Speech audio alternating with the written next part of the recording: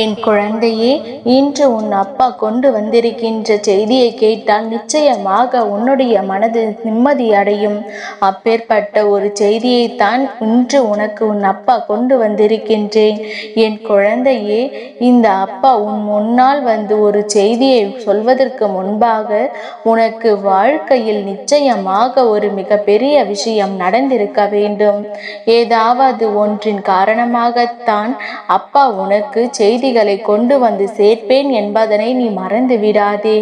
என் குழந்தையே, இத்தனை நாளும் இந்த வாழ்க்கையில் நீ பட்ட கஷ்டங்கள் எல்லாம் போய் இனிமேல் உனக்கு நல்லது நடக்க வேண்டி வந்திருக்கின்றாய்.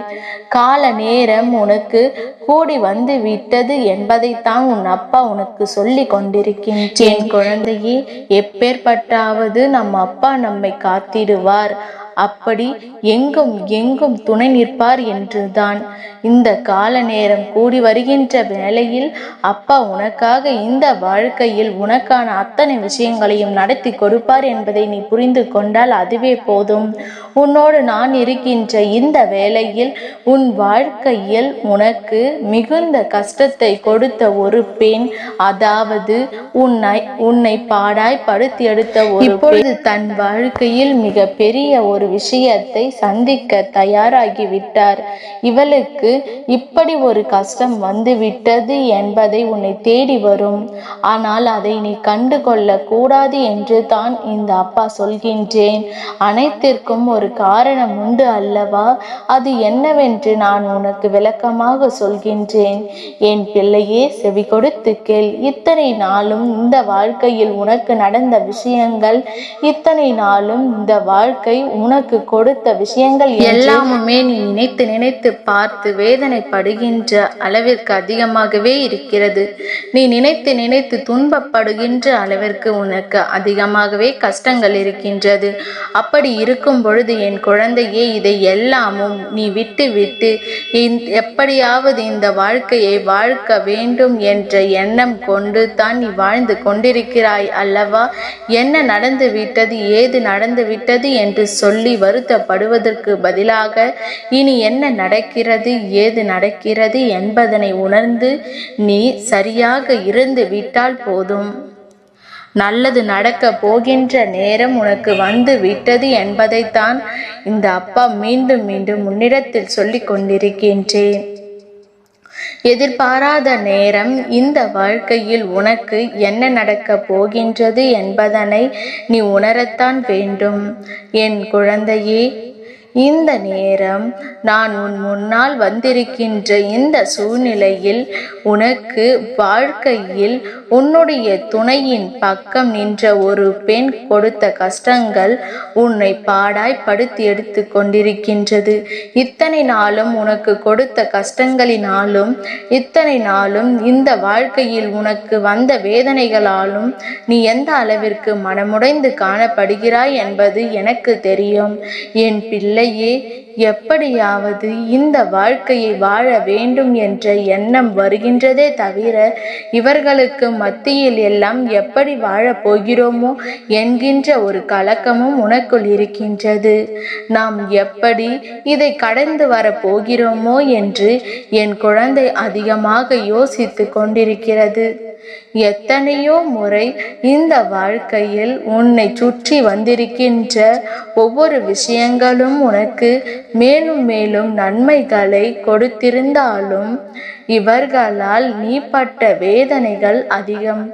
எப்படியெல்லாமோ இருந்த வாழ்க்கை இப்பொழுது இவர்களிடம் நாம் இது போன்ற வார்த்தைகளை கேட்க வேண்டிய நிலைக்கு வந்து விட்டோமோ என்று சொல்லி நீ மனமுடைந்து காணப்படுகின்றாய்.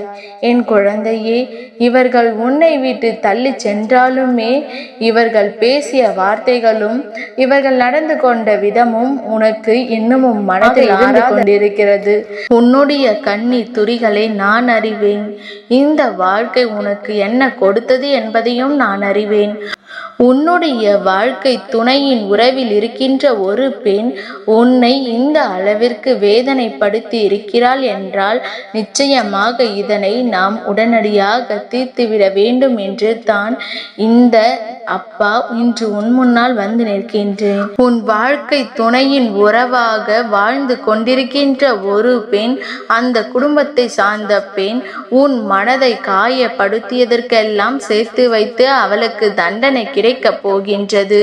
காயப்படுத்தியது என்றால் சாதாரணமான காரியம் அல்ல.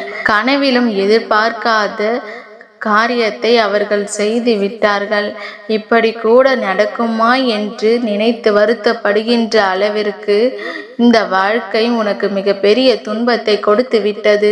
எப்பொழுதும் போல நீயாக இருக்க நினைத்தாலுமே இவர்களின் தேவையில்லாத எண்ணங்களும் தேவையில்லாத சிந்தனைகளும் உன்மீது அவர்கள் காட்டுகின்ற ஒவ்வொரு நடவடிக்கைகளும் உனக்கு மிகுந்த வேதனையை கொடுத்து கொண்டிருக்கின்றது.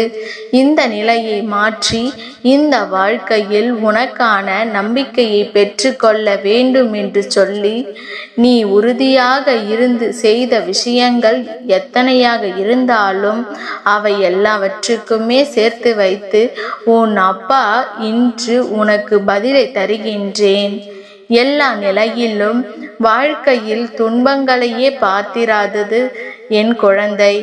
என் குழந்தையே, நான் இவர்களின் கையில் ஒப்படைக்கும் பொழுது நான் கேட்டு கொண்டதெல்லாம் ஒரே ஒரு விஷயம்தான்.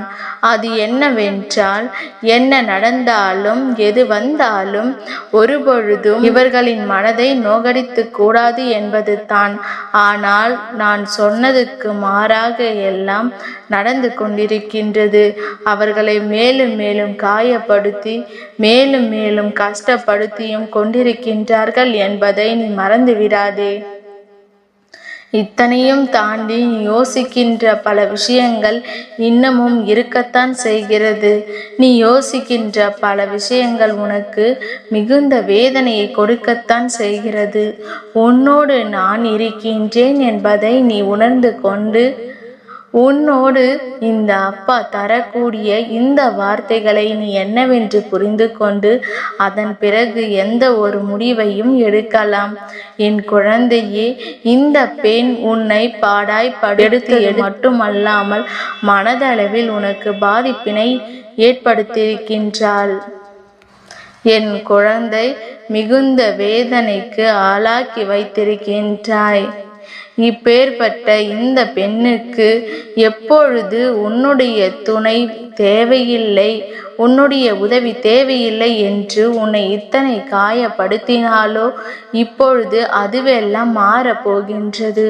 உன்னுடைய துணை இப்பொழுது அவளுக்கு அதிகமாக தேவைப்படுகின்றது. அவளுக்கு மிகப்பெரிய உடலில் ஒரு நோய் ஏற்பட அதிகமாக வாய்ப்பிருக்கிறது. இந்த நோய் அவளின் உடலில் ஏற்படுகின்ற நேரம் நிச்சயமாக அவளுக்கு ஆறுதலுக்கும் ஆதரவுக்கும் யாரும் இருக்க போவது கிடையாது. அந்த நேரம்தான் உன்னுடைய உதவி தேவைப்படவும் செய்கிறது. ஆனால் எதற்காக நீ திரும்பி பார்க்க கூடாது? இந்த செய்தி உன்னை வந்து சேரும் பொழுது நீ கண்டு கொள்ள கூடாது என்று உன் அப்பா சொல்கின்றேன் தெரியுமா? என் குழந்தையே, ஏற்கனவே ஒரு முறை இவர்களுக்காக நீ நின்றிருந்தாய். ஏற்கனவே ஒரு முறை இவர்களுக்காக நீ உன்னுடைய அத்தனை விஷயங்களையும் விட்டுவிட்டு அத்தனை மன வருத்தங்களையும் தூக்கி எறிந்துவிட்டு நீ இவர்களின் உடலை தேற்றி. ஆனால் அவர்கள் உனக்கு கொடுத்த பரிசு அவமானம். வேண்டுமென்றே மற்றவர்கள் முன்னிலையில் உன்னை அவமானப்படுத்துவதும் சோதனைக்கு ஆளாக்கப்படுவதுமாகத்தான் இருந்து கொண்டிருந்தார்கள். எதற்குமே பலன் இல்லை என்று தான் அவர்கள் நடந்து கொண்டிருந்தார்கள். அப்படி இருக்கும்பொழுது இதையெல்லாம் தாண்டி இனிமேல் என்ன நடக்க வேண்டும் என்பதனை உணர்ந்து இந்த வாழ்க்கையில் உனக்கு என்ன கிடைக்கப் போகிறது என்பதை புரிந்து கொண்டால் அதுவே போதும். எல்லா நன்மைகளையும் நிச்சயமாக இந்த வாழ்க்கை உனக்கு சொல்லிக் கொடுக்க வந்து விட்டது.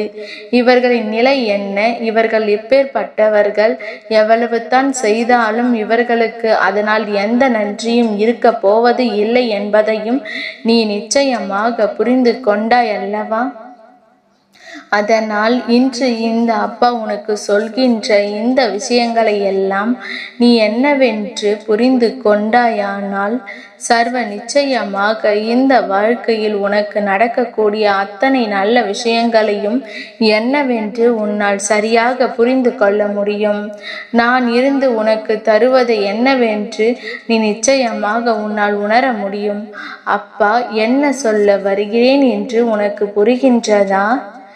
இவளை பற்றி எந்த செய்தி வந்தாலும் அதை நீ கண்டு கொள்ளாதே என்று தான் சொல்கின்றேன். உனக்கு பல இன்னல்களையும் துரோகங்களையும் வாழ்க்கையில் மிகுந்த கஷ்டங்களையும் கொடுத்த பிறகும் கூட அவளுக்காக இறங்கி நின்று செய்த என் பிள்ளையே, இத்தனை அவமானப்படுத்தி இவளுக்கு இனி வாழ்க்கையில் என்ன நடந்தாலும் அங்கு ஒருபோதும் போய் நிற்கக்கூடாது என்று தான் உன் அப்பா சொல்கின்றேன். வருவதை அவளே எதிர்கொள்ளட்டும். என்ன நடந்தாலும் அது தனக்குத்தான் என்பதை புரிந்து கொள். இனி எப்பொழுதுமே இந்த வாழ்க்கையில் உனக்கு கஷ்டங்கள் இல்லை என்பதை நீ உணர்ந்து விட்டாயானால் உன்னை தேடி வருகின்ற எல்லா நன்மைகளையும் உன்னால் சரியாக புரிந்து கொள்ள முடியும். உன்னை தேடி வருகின்ற ஒவ்வொரு உண்மைகளையும் என்னவென்று உன்னால் நிச்சயமாக சரியாக ஏற்றுக்கொள்ள முடியும். நடந்து முடிந்தது எல்லாம் முடிந்ததாக இருக்கட்டும். இனி உன்னை நெருங்க இவள் பயப்பட வேண்டும். நம் வாழ்க்கையில் நமக்கு யாருமே இல்லை என்கின்ற உணர்வு அவளுக்கு கொடுக்க வேண்டும். காலம் முழுவதும் நாம் இப்படித்தான் தனித்துத்தான் இருக்க வேண்டுமோ என்கின்ற பயம் அவளுக்கு வர வேண்டும்.